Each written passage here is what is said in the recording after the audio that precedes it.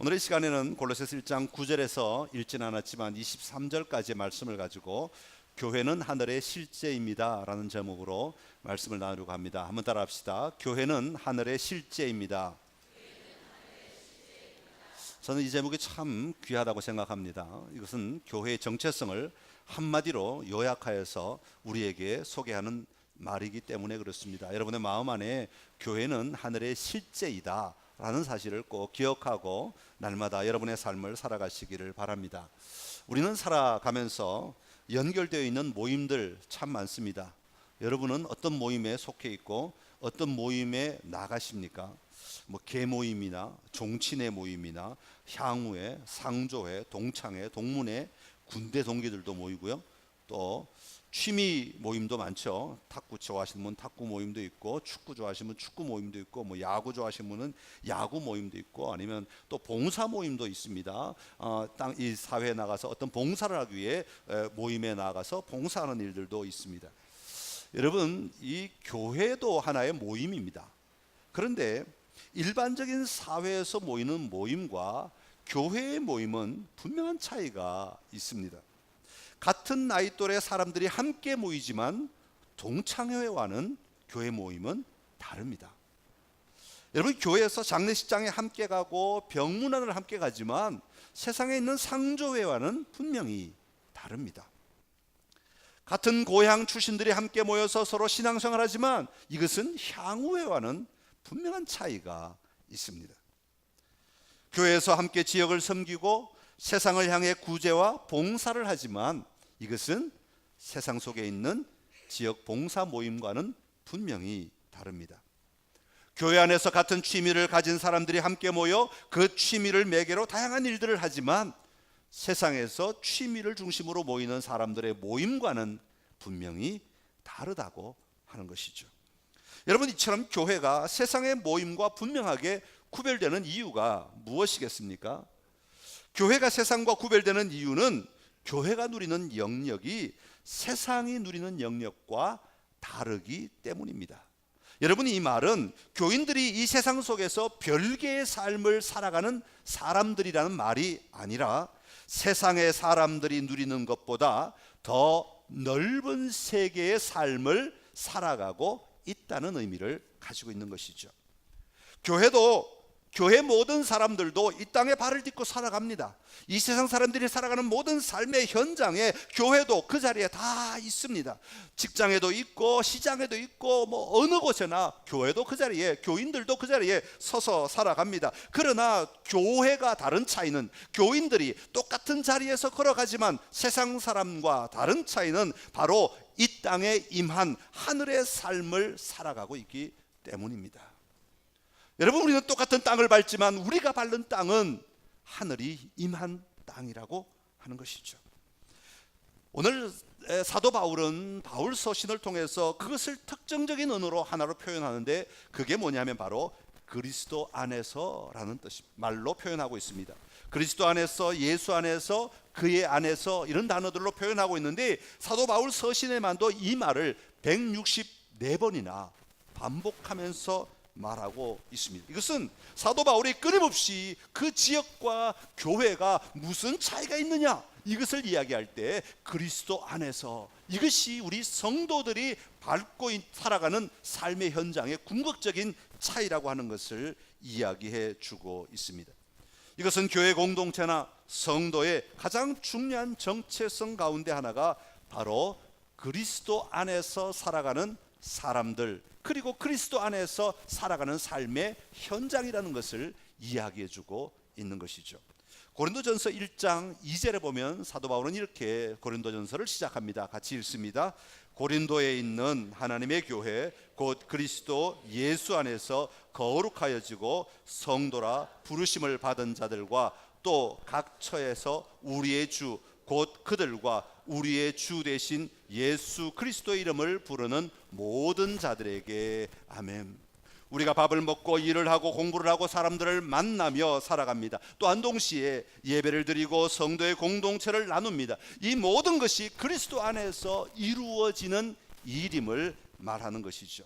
예수 그리스도 안에서 하늘의 일들이 드러나고 예수 그리스도 안에서 땅의 일들이 새로운 길을 열어가게 되는 것입니다. 그래서 모든 삶이, 우리의 삶은 구분되는 삶이 아니라 이것은 세상의 삶, 이것은 교회 삶, 그렇게 구분되는 것이 아니라 우리의 삶은 모든 삶이 그리스도 안에서 통일되게 하려 하심이라, 그렇게 말씀합니다. 그래서 우리의 모든 삶은 그리스도 안에서 하나로 여겨지는 삶이 되어야 하는 겁니다. 그래서 우리는 이원론을 가지고 사는 자들이 아니라 우리의 모든 삶은 그리스도 안에서 살아가는 삶이다 하는 것을 우리 언제나 누려야 합니다. 교회에서 예배드리는 오늘 이 시간도 그리스도 안에서 여러분 살아가고 계시는 줄로 믿습니다.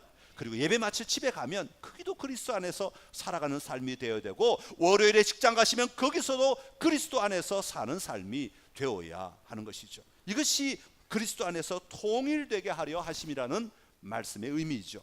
에베소서 1장 10절에 이렇게 말합니다. 같이 읽습니다. 하늘에 있는 것이나 땅에 있는 것이 다 그리스도 안에서 통일되게 하려 하심이라. 아멘. 자, 그렇다면 오늘 우리는 이 교회로서의 삶을 어떤 가치를 가지고 어떤 기준으로 무엇을 누리며 살아야 할 것인가, 오늘 본문을 통해서 세 가지만 좀 살펴보려고 합니다. 먼저 교회는 모든 지식에서 하늘을 누려야 합니다. 한번 따라하겠습니다. 모든 지식에서 하늘을 누려야 합니다.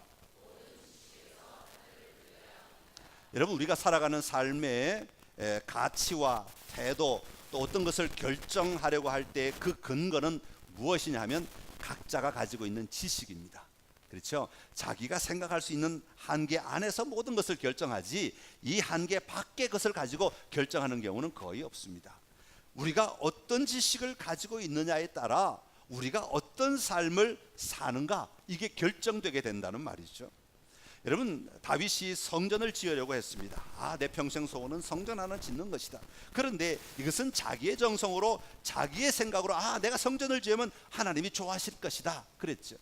그러나 하나님은 결코 좋아하지 않으셨습니다. 그래서 네가 짓는 것이 아니라 네 아들 솔로몬이 지어야 한다, 그렇게 말합니다. 그러면서 다윗이 솔로몬에게 말하는 것이 있습니다. 하나님께서 너에게 지혜와 총명을 주시기를 원한다, 그런 말을 합니다. 그리고 실제로 솔로몬이 왕이 되고서 일천번제를 드리면서 하나님 앞에 기도했던 기도의 내용 잘 아시죠? 역대하 1장 9절에서 10절의 말씀입니다. 같이 읽습니다. 여호와 하나님이여, 원하건대 주는 내 아버지 다윗에게 허락하신 것을 이제 굳게 하옵소서. 주께서 나를 땅의 티끌같이 많은 백성의 왕으로 삼으셨사오니 주는 이제 내게 지혜와 지식을 주사 이 백성 앞에서 출입하게 하옵소서. 이렇게 많은 주의 백성을 누가 아멘. 여러분, 솔로몬이 이 많은 사람들 앞에서 재판할 수 있기 위해서는 하나님의 지혜와 하나님의 지식이 필요합니다 라고 요청하였던 것이죠. 하나님의 뜻을 분별하기 위해서는, 내 지식으로 하나님의 뜻을 분별하는 것에는 한계가 있다는 말이에요. 하나님의 지혜와 하나님의 지식이 내 안에 임할 때 하나님이 원하시는 것이 무엇이고 하나님이 우리를 끌고 가시는 것이 무엇인지를 비로소 알 수 있게 된다고 말하고 있는 것이죠. 오늘 여러분의 삶의 자리에 하나님의 지식, 하나님의 지혜, 하나님의 뜻을 구하며 날마다 살아가는 은혜가 있기를 간절히 기원합니다. 9절 끝에 보면 사도 바울도 이렇게 말합니다. 너희로 하여금 모든 신령한 지혜와 총명에 하나님의 뜻을 아는 것으로 채우게 하시고, 그렇게 말합니다. 모든 지혜와 모든 총명으로 말미암아 하나님의 뜻을 아는 삶이 되어야 된다. 이것을 한마디로 요약하면 충만한 지식이다, 그렇게 말할 수 있습니다. 오늘 여러분의 삶의 자리에 이 지식으로 말미암아 하나님을 더 알아가고 하나님이 기뻐하시는 삶을 온전히 살아내는 역사가 있기를 간절히 기원합니다. 자, 그렇다면 이 지식을 가지고 우리가 무엇을 할 거냐? 사도 바울은 오늘 10절에서 그 해답을 우리에게 말하고 있습니다. 우리 10절 말씀을 같이 읽겠습니다. 주께 합당하게 행하여 범사에 기쁘시게 하고 모든 선한 일에 열매를 맺게 하시며 하나님 아는 것에 자라게 하시고. 아멘. 자, 우리에게 모든 지혜가, 모든 지식이 임함으로 말미암아 세 가지를 알게 된다고 말합니다. 첫 번째 뭐냐면 주께 합당하게 행하여, 주님께 합당한 삶을 살아갈 수 있게 된다고 말합니다. 여러분, 주님께 합당한 삶이라고 하는 것은 주님이 주님이 원하시는 삶에, 주님이 바라시는 삶에 내가 들어간다는 의미입니다. 주님이 원하시는 삶이 헌금자라고 출석자라고 이런 것만 있겠습니까? 그게 아니라 주님이 원하시는, 주님께 합당한 삶이라고 하는 것을 사도 바울은 에베소서에서 이렇게 말합니다. 에베소서 4장 1절과 2절에 보면 이렇게 말하는데 같이 읽어보겠습니다. 시작. 그러므로 주 안에서 갇힌 내가 너희를 권하노니 너희가 부르심을 받은 일에 합당하게 행하여 모든 겸손과 온유로 하고 오래 참음으로 사랑 가운데서 서로 용납하고. 아멘. 주님께 합당하게 행한다고 하는 것은 주님의 방법으로 우리가 살아간다는 이야기를 하는 것이죠. 그 방법이 뭡니까? 모든 겸손과 온유로 하고 오래 참음과 사랑 가운데서 서로 용납하는 것이다. 그렇게 말합니다. 또 하나, 오늘 본문 10절에서 두 번째로 말하는 것은 뭐냐 하면 이 지식으로 말미암아 그리스도를 충만하게 기쁘시도록 하는 것이어야 한다. 그렇게 말하고 있습니다. 우리에게 있는 모든 지식은 궁극적으로 나를 기쁘게 하는 것으로 끝내는 것이 아니라 예수 그리스도를 기쁘시게 하는 삶을 살아낼 수 있는 자리로 우리를 움직여야 한다는 것을 말하고 있는 것이죠. 여러분의 삶의 자리에, 여러분이 말씀을 들을 때마다, 말씀을 배울 때마다, 말씀을 가지고 여러분의 삶을 살아갈 때마다 우리 주님을 기쁘시게 하는 일들이 점점 더 늘어나는 은혜가 있기를 간절히 기원합니다. 그리고 세 번째로는 하나님을 아는 지식을 통해 모든 선한 일에 열매를 맺는 것이다. 그렇게 10절에서 말하고 있습니다. 옳은 믿음과 옳은 행동은 연결되어 있습니다. 모든 하나님이 주시는 모든 지식은 하나님이 원하시는 모든 열매를 충분하게 맺을 수 있도록 만들어주는 힘이 있는 것이죠. 여러분, 오늘 하나님의 뜻을 알아가는 모든 지식으로 가득 찬 교회로서 우리 교회가 세워지기를 바라고, 또 여러분 한 사람 한 사람이 교회로서 하나님의 모든 지식을 가지고 날마다 살아낼 수 있는 은혜가 있게 되시기를 간절히 기원합니다. 두 번째로, 교회는 하늘의 실제이기 때문에 모든 능력에서 하늘을 누려야 합니다. 한번 따라 합시다. 모든 능력에서 하늘을 누려야 합니다. 여러분, 우리는 이 땅을 살아갈 때 자신이 가진 능력으로 살아갑니다. 능력이 모자라면 그 삶을 할 수가 없어요. 그래서 언제나 자기 능력을 갖추기 위해 애를 쓰고 수고합니다. 그러나 교회는 단순히 땅의 힘이나 어떤 세상 사람들이 요구하는 그 능력만으로 살아가는 사람들이 아니라고 사도 바울은 이야기합니다. 교회는 어떤 능력으로 살아가느냐 하면 이미 임한 하나님 나라의 능력으로 사는 자가 되어야 한다고 말하고 있습니다. 11절에 보면 그의 영광의 힘을 따라 모든 능력으로 능하게 하시며, 그렇게 말하고 있습니다. 하나님은 모든 능력을 성도들에게 위임해 주셨습니다. 다시 말하면 우리에게 부어주신 것입니다. 교회는 하나님의 능력을 계속하여 공급받고 살아가는 자들인 것이죠. 오늘 이 시간도 하나님께서 예배드리며 나아가는 여러분의 삶의 자리에 하나님의 하늘의 능력을 부어주시기를 간절히 기원합니다. 오늘 우리는 이렇게 하나님을 향하여 집중하며 하나님께 예배하고 그 하나님을 내 가슴에 품고 나아갈 때 하나님은 그 만남을 통하여 놀라운 능력을 우리에게 부어주고 계시는 줄로 믿습니다. 느끼십니까? 하나님의 능력을 느끼십니까? 여러분, 느끼든 못 느끼든 우리 하나님은 지금 놀라운 은혜를 우리에게 부어주고 계십니다. 하나님을 바라보며 사모하는 자들에게, 그 자식에게 하물며 좋은 것으로 주시지 않겠느냐 말씀하시는 그 주님께서 오늘도 우리로 하여금 이 세상을 이기며 살아갈 수 있도록 충분한 능력을 부어주고 계시는 줄로 믿습니다. 고린도전서 4장 20절의 말씀입니다. 고린도전서 4장 20절에 보면 이렇게 이야기합니다. 시작. 하나님의 나라는 말에 있지 아니하고 오직 능력에 있음이라. 아멘. 하나님의 나라는 하나님이 부어주신 그 능력으로 감당하며 사는 자들이 되어야 할 것입니다. 자, 그러면 그 능력은 왜 주시는가? 우리 욕심이나 채우고 내가 바라는 것들을 이루도록 하시기 위해 하나님이 능력을 주시는가? 그런데 그게 아니라 11절에 보면 이렇게 말합니다. 11절, 우리 성경 보면서 11절 한번 보겠습니다. 11절 시작. 그의 영광의 힘을 따라 모든 능력으로 능하게 하시며 기쁨으로 모든 견딤과 오래 참음에 이르게 하시고. 아멘. 할렐루야.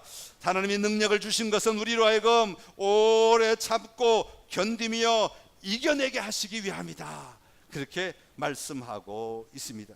오래 참아야 할 상황을 감당할 수 있도록 만들어주는 능력, 여러분 신앙은 견디는 겁니다. 이겨내는 겁니다. 주님 다시 오늘 그날까지 우리가 우리의 믿음의 삶을 잘 이겨낼 때 우리는 마침내 승리하는 삶을 살아가게 되는 겁니다. 그걸 위해 주님이 우리에게 능력을 부어주시는 겁니다. 여러분 오늘 이 능력으로 말미암아 여러분의 삶의 자리에 다가오는 고난이나 환난이나 역경이 있다 할지라도 인내하심으로, 이 능력으로 인내하심으로 끝까지 승리하셔서 주님 앞에 다 서게 되는 놀라운 복을 누리는 은혜가 있기를 간절히 기원합니다. 그리고 마지막으로 하늘의 실제로서의 교회의 참된 능력은 고백에서 나옵니다. 한번 따라 합시다. 모든 고백에서 하늘을 누려야 합니다. 여러분 성도들에게 있어서 간증은 참 귀한 겁니다. 간증은 능력이 있습니다. 왜냐하면 우리 입으로 내 안에 임한, 그리고 내가 믿는 하나님에 대한, 예수 그리스도에 대한 사실을 믿음으로 선포하기 때문에 그렇습니다. 믿음으로 선포할 때 그게 오히려 우리 안에 더 큰 기초로 우리에게 다시 임하게 되는 것을 볼 수가 있습니다. 오늘 본문에 보면 사도 바울은 골로새 교회가 분명한 믿음의 고백을 하는 교회가 되기를 원했습니다. 오늘 읽지는 않았지만 13절부터 23절까지 쭉 보면 사도 바울이 정말 예수 그리스도가 얼마나 위대한 분이신가, 그분이 우리에게 어떤 일을 하셨는가, 그분이 우리 삶 가운데서 어떤 역할을 하셨는가를 계속해서 말하고 있는 것을 볼 수가 있습니다. 13절에 보면 예수님께서 우리를 흑암의 권세에서 사랑의 아들의 나라로 옮기셨다고 말합니다. 이것을 고백하는 성도가 되어야 한다는 것이죠. 15절 이하에 보면 예수님이 창조주이심을 말합니다. 18절에 보면 교회의 머리로서 죽은 자들 가운데서 먼저 나셔서 만물의 으뜸이 되셨다고 말하고 있습니다. 20절에 보면 십자가의 피로 화평을 이루셔서 땅에 있는 것들이나 하늘에 있는 것들이 예수님과 화목되기를 기뻐하셨다고 말합니다. 22절에 보면 죽을 육체를 거룩하고 흠없는 자로 세우신다고 말하고 있는 것이죠. 이것을 고백하며 사는 자들이 바로 오늘 여기에 임한 하늘을 누리며 사는 자들이라고 말하고 있습니다. 사랑하는 성도 여러분, 오늘 우리는 이 세상을, 하나님을 알지 못하는 자들과 함께 똑같은 길을 걸어가고 있지만 우리는 그 길이 다른 것으로 덮여져 있음을 분명히 볼 수 있어야 합니다. 하늘의 영광이, 하늘의 일들이 함께 우리가 밟고 걸어가야 하는 길임을 분명히 보고, 오늘 여기서 하늘을 누리는 은혜가 여러분의 삶의 자리에 충만하기를 간절히 기원합니다. 교회에서뿐만 아니라 집에서, 사회 속에서, 직장 속에서, 또 세상 속에서 여러분 하늘을 누리며 날마다 승리하시기를 간절히 기원합니다. 기도하겠습니다. 참 좋으신 우리 하나님 아버지, 은혜를 감사합니다. 우리로 하여금 오늘 여기 임한 하늘을 누리며 살아갈 수 있도록 은혜를 베풀어 주셔서 감사합니다. 우리에게 임한 이 놀라운 삶을 아버지 우리가 날마다 살아가게 하시며 날마다 승리하도록 은혜 위에 은혜를 더하여 주시옵소서. 우리로 하여금 이 분명한 믿음의 고백을 하게 하여 주옵시고 이 분명한 믿음의 삶을 살아낼 수 있도록 축복하여 주옵소서. 모든 지식에서 또 모든 능력에서 하늘을 날마다 누리는 저희들의 삶이 되게 하여 주옵소서. 예수님의 이름으로 기도드립니다. 아멘.